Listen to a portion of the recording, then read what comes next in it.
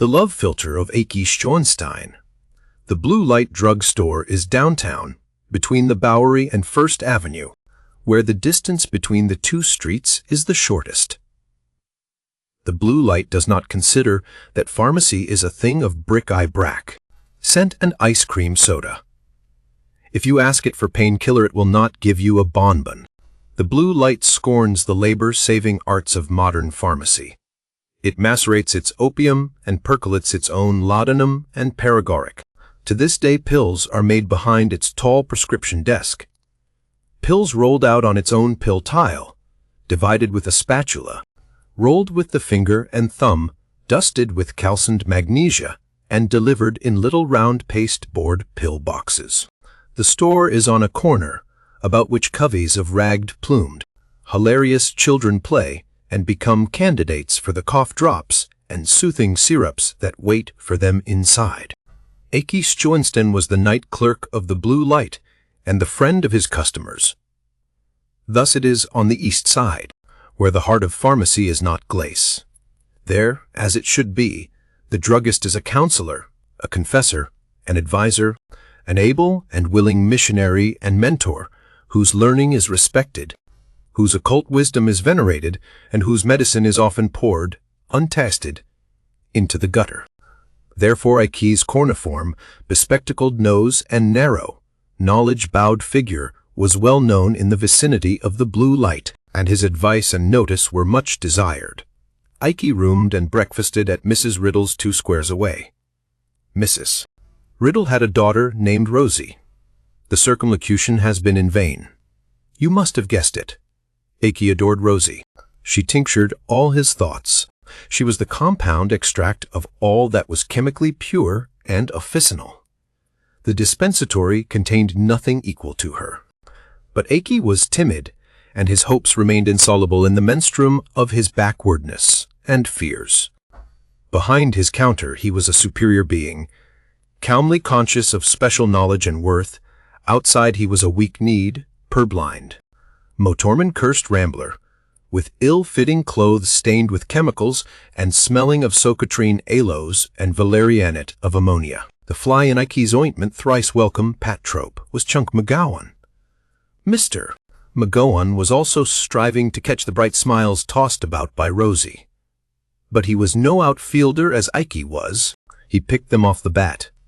At the same time, he was Ikey's friend and customer, and often dropped in at the Blue Light Drug Store to have a bruise painted with iodine or get a cut rubber plastered after a pleasant evening spent along the Bowery. One afternoon McGowan drifted in his silent, easy way and sat, comely, smooth-faced, hard, indomitable, good-natured, upon a stool.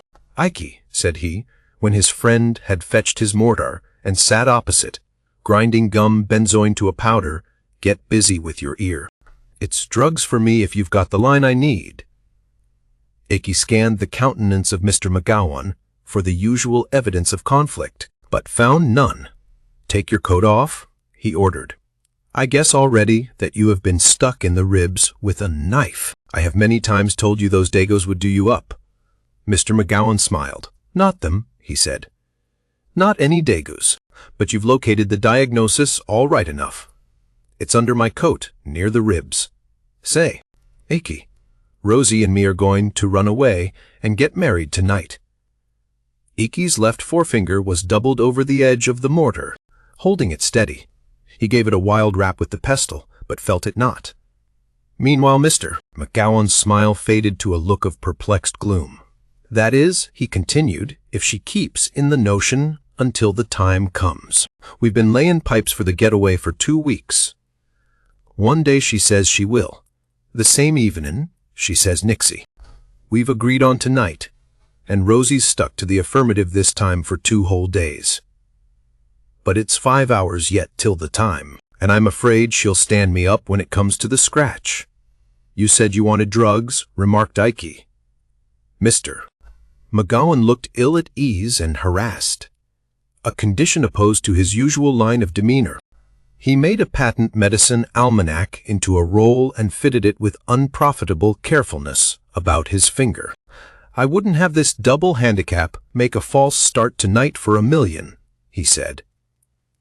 I've got a little flat up in Harlem already, with chrysanthemums on the table and a kettle ready to boil. And I've engaged a pulpit pounder to be ready at his house for us at 9.30. It's got to come off, and if Rosie don't change her mind again. Mr. McGowan ceased, a prey to his doubts. I don't see then yet, said Ikey shortly. What makes it that you talk of drugs, or what I can be doing about it? Old man Riddle don't like me a little bit, went on the uneasy suitor, bent upon marshalling his arguments. For a week he hasn't let Rosie step outside the door with me. If it wasn't for Lawson, a boarder they'd have bounced me long ago. I'm making $20 a week, and she'll never regret flying the coop with Chunk McGowan. You will excuse me, Chunk, said Ikey. I must make a prescription that is to be called for soon. Say, said McGowan, looking up suddenly, say, Ikey, ain't there a drug of some kind? Some kind of powders that'll make a girl like you better if you give 'em to her. Ikey's lip beneath his nose curled with the scorn of superior enlightenment, but before he could answer, McGowan continued. Tim Lacey told me he got some once from a croaker uptown and fed him to his girl in soda water. From the very first dose he was ace high, and everybody else looked like 30 cents to her. They was married in less than 2 weeks. Strong and simple was Chunk McGowan. A better reader of men than Ikey could have seen that his tough frame was strung upon fine wires. Like a good general who was about to invade the enemy's territory, he was seeking to guard every point against possible failure. I thought, went on Chunk, hopefully, that if I had one of them powders to give Rosie when I see her at supper tonight, it might brace her up and keep her from reneging on the proposition to skip. I guess she don't need a mule team to drag her away, but women are better at coaching than they are at running bases. If the stuff'll work just for a couple of hours, it'll do the trick. When is this foolishness of running away to be happening? Asked Ikey. 9 o'clock, said Mr. McGowan. Supper's at 7. At 8 Rosie goes to bed with a headache. At 9 old Parvenzano lets me through to his backyard, where there's a board-off Riddle's fence, next door. I go under her window and help her down the fire escape. We've got to make it early on the preacher's account. It's all dead easy if Rosie don't balk when the flag drops. Can you fix me one of them powders, Ikey? Ikey Schoenstein rubbed his nose slowly.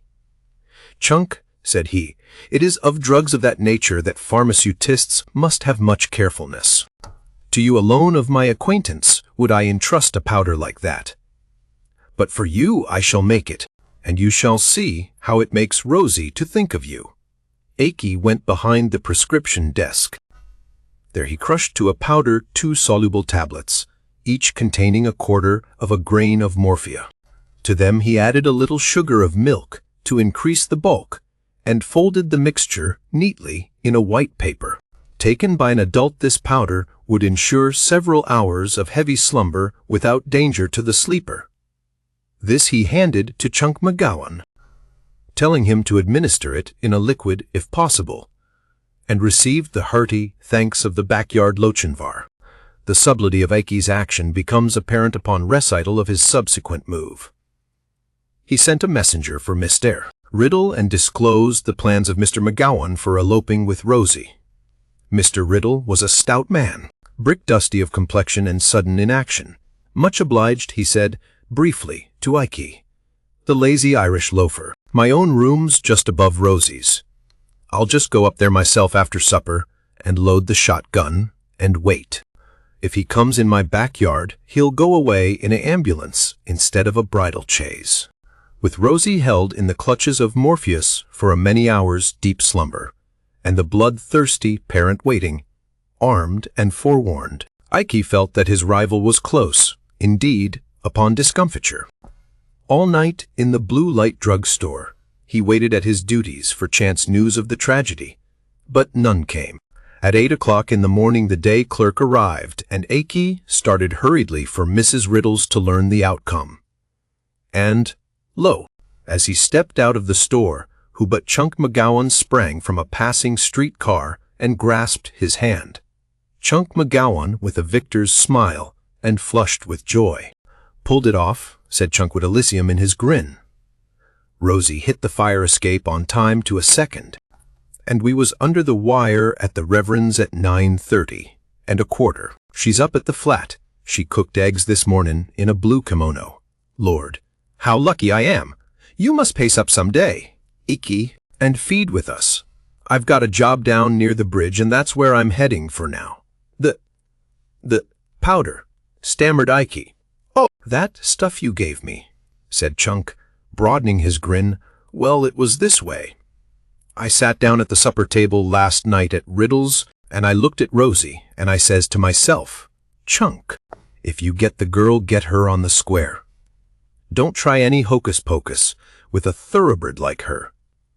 And I keeps the paper you give me in my pocket, and then my lamps fall on another party present, who, I says to myself, is failin' in a proper affection toward his common son-in-law. So I watches my chance and dumps that powder in old man Riddle's coffee.